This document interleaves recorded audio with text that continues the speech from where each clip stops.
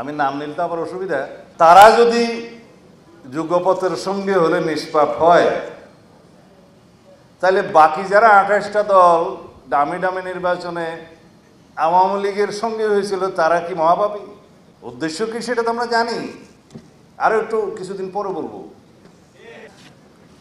তো ভাই সব আপনারা কি নির্ধারণ করে দিয়েছেন বিএনপি বিরোধী দলে যাবে নাকি? আপনারা যখন এত বেশি কনফিডেন্ট হলেন, আত্মবিশ্বাসী হলেন যে সরকারি দল হবেন, তাহলে নির্বাচন না আসেন না কেন? আজকে এই বাহানা, কালকে এই বাহানা, পরশু এই বাহানা দিয়ে নির্বাচনকে বাধাগ্রস্ত করতে চাচ্ছেন কেন? পত্রিকায় আজকে হেডলাইন দেখলাম, কোথাও বলছে বাংলাদেশ জামাত ইসলামী সরকার গঠন করবে, বিএনপি বিরোধী দলে যাবে। আমার ছোট ভাই হাসনাত আবদুল্লাহ এখানে পুরা এনসিপির ভূত, ভবিষ্যৎ, অতীত সবকিছু বলে গেছে। আমি খুব সমৃদ্ধ হয়েছি, সুখী হয়েছি জেনে। যাই হোক, আমি কোনো উত্তর দিতে চাচ্ছি না, কিছু পরামর্শ দিতে চাচ্ছি যে আমাদের যে গণতান্ত্রিক চর্চা সেটা এগিয়ে নিতে হবে।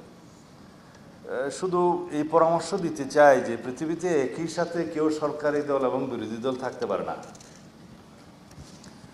একই দরজা হয় খুলতে হয়, না হলে বন্ধ করতে হয়। এখনো পর্যন্ত সেই টেকনিক কেউ আবিষ্কার করতে পারে নাই। যেদিন ছাত্র প্রতিনিধিরা সরকারে যোগদান করলো, আমি তখনও দেশে প্রত্যাবর্তন আসতে পারিনি। আজকে আপনাদের সাথে শেয়ার করি, সেদিন আমি বুঝে গেলাম এরা রাষ্ট্র বিনির্মাণে আর ভূমিকা তেমন বেশি রাখতে পারবে না। অনেকে বলবে আমাদের মাথায় তো অনেক বুদ্ধি। এটা বুদ্ধি নয়, এটা অভিজ্ঞতা। যে কোনো গণ অভ্যুত্থান পরবর্তী পরিস্থিতিতে যদি সরকারের দায়িত্ব নেওয়ার জন্য সেই সরকার অভ্যুত্থানকারীরা অংশগ্রহণ করে, পৃথিবীর সব দেশেই সেই অবস্থাটা এইরকম। অ্যান্টি ইনকামবেন্সি পৃথিবীর সব দেশে থাকে, আছে, বাংলাদেশে একটু বেশিই আছে। সরকার বিরোধী মনোভাবটা সবসময় জনগণের মধ্যে থাকে। যে কোনো ব্যর্থতার জন্য প্রথমেই সরকারের দিকে আঙুল তুলে, এই জন্য সরকার দায়ী। দায়ী কি দায়ী না সেটা পরে বিবেচ্য, কিন্তু সবাই বলবে সরকার দায়ী, যেহেতু দায়িত্বে সরকার। এই সরকারের দায়িত্বে আসাটা আমার মনে হয় সেটা তাদের সঠিক বিবেচনার সিদ্ধান্ত হয়নি। আমি বুঝি নির্মাণের শিল্প, সালাম স্টিল বোঝে ডিউরেবিলিটি। সালাম স্টিল, মোস্ট ডিউরেবল স্টিল। তাহলে আজকে প্রেসার গ্রুপ হিসাবে, জাতিকে নির্দেশক হিসাবে একটা ভূমিকা তাদের থাকতে পারত, যেটা প্রশ্নবিদ্ধ হয়েছে। এখনো তারা ছাত্র প্রতিনিধি হিসেবে যারা সরকারে বসে আছে, প্রতিদিনই তাদেরকে লায়াবিলিটি কাঁধে নিতে হচ্ছে, হবে। যাই হোক, ওদেরকে আমি সরে আসার জন্য আহ্বান নিজেরা জানালে তো হবে না, তাগিদটা নিজেদেরকে নিতে হবে। আর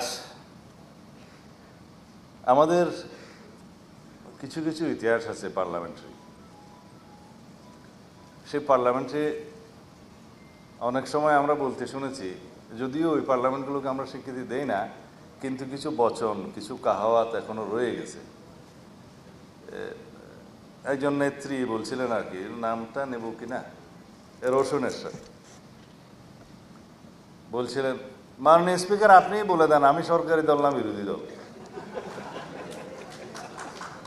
এইরকম কোনো চর্চা যেন আমরা ভবিষ্যতে না দেখি। বিরোধী দল সেটা যত সংখ্যা কম হোক, বিরোধী দলের একটা বিশেষ গুরুত্ব পার্লামেন্টে থাকে। সেটা 5 জনের হোক, 10 জনের হোক, 50 জনের হোক, 100 জনের হোক, বিরোধী দল বিরোধী দল। কালকে কয়েকটা সমাবেশ হয়েছে সারা দেশে, বিভিন্ন বিভাগ পর্যায়ে। এটা পত্রিকায় আজকে হেডলাইন দেখলাম, কোথাও বলছে বাংলাদেশ জামাত ইসলামী সরকার গঠন করবে, বিএনপি বিরোধী দলে যাবে। তো ভাই সব আপনারা কি নির্ধারণ করে দিয়েছেন বিএনপি বিরোধী দলে যাবে নাকি জনগণ করবে? কিন্তু আমার জবাবটা এখানে সেরকম না। আমার জবাব হলো, আপনারা যখন এত বেশি কনফিডেন্ট হলেন, আত্মবিশ্বাসী হলেন যে সরকারি দল হবেন, তাহলে নির্বাচন না আসেন না কেন? আজকে এই বাহানা, কালকে এই বাহানা, পরশু এই বাহানা দিয়ে নির্বাচনকে বাধাগ্রস্ত করতে চাচ্ছেন কেন? উদ্দেশ্য কি সেটা তো আমরা জানি, আরো একটু কিছুদিন পরে বলবো। কাদেরকে নিয়ে আপনারা আন্দোলন করছেন এখন যুগপথের সঙ্গে, সেটা জনগণ দেখছে। তাদের মধ্যে একটি দল আছে, আমি নাম নিলে তো আবার অসুবিধা, 2024 সালের 7ই জানুয়ারি আমিডামি নির্বাচনে অংশগ্রহণ করেছিল। মার্কাটা বলতে পারি না? না, আচ্ছা, আপাতত এটা থাকলো, কারণ 7টা দলের মধ্যে আপনারা নাম খুঁজে নেবেন।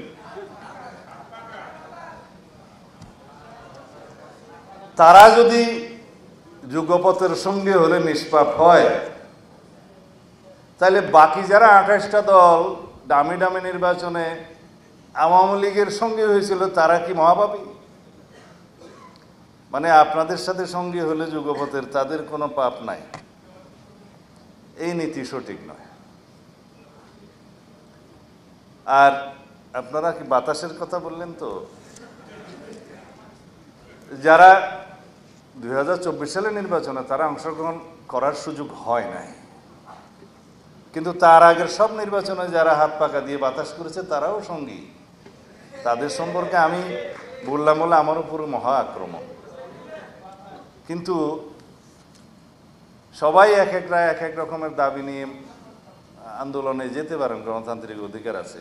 তা আমরা বলছিলাম যে বিষয়গুলো এখনো আলোচনার টেবিলে নিষ্পত্তি হওয়ার অপেক্ষায়, সেই জন্য অতিরিক্ত চাপ প্রয়োগ করার জন্য কি আপনারা রাস্তায় গেলেন? তো সেই চাপকে আবার বাতাসশূন্য করার জন্য আমাদেরকেও তো যেতে হবে রাস্তায় আন্দোলনে। সেটাকে আমরা এখন চাই, কারণ আমরা আলোচনার টেবিলে নিষ্পত্তি চাই। কারণ বাংলাদেশের গণতান্ত্রিক সংস্কৃতিতে অনেক পরিবর্তন হয়েছে। আমরা চর্চার মধ্য দিয়ে আছি, রাজনৈতিক সংস্কৃতির সেই চর্চা করতে করতে আমরা এইটাকেই ধারণ করব। আমরা ঐক্যবদ্ধ থাকবো জাতীয় ইস্যুতে, দেশের স্বার্থে ইস্যুতে, স্বাধীনতা, সার্বভৌমত্ব, গণতন্ত্রের ইস্যুতে, যে কোনো জাতীয় বিষয়ে আমরা ঐক্যবদ্ধ থাকবো। কিন্তু গণতান্ত্রিক চর্চায় আমাদের মধ্যে বাহাস হবে, মতভিন্নতা হবে, বহুমত পোষণ করব, কিন্তু সেটার নিষ্পত্তি হবে আলোচনার টেবিলে। আলোচনার টেবিল এবং আন্দোলন দুইটা যদি একই ইস্যুতে হয়, তাহলে এটাও স্ববিরোধিতা। কেউ বলছেন পিআর চাই, ঠিক আছে, পিআর যদি চাইতে হয় সেটা তো ডিসাইড করবে জনগণ। আমরা কে কয়টা রাস্তায় মিছিল করলাম, বিভাগীয় পর্যায়ে কে কয়টা সভা করলাম, 1000 2-3 লোক নিয়ে মিছিল করলাম, তাতে কি পিআর প্রতিষ্ঠিত হয়ে গেল? আপনারা নির্বাচনী ইশতেহারে আপনাদের দাবিগুলো উল্লেখ করে নির্বাচনে আসুন। জনগণ যদি আপনাদের পক্ষে রায় দেয়, ইশতেহারের পক্ষে রায় দেয়, আপনারা সেটা বাস্তবায়ন করবেন।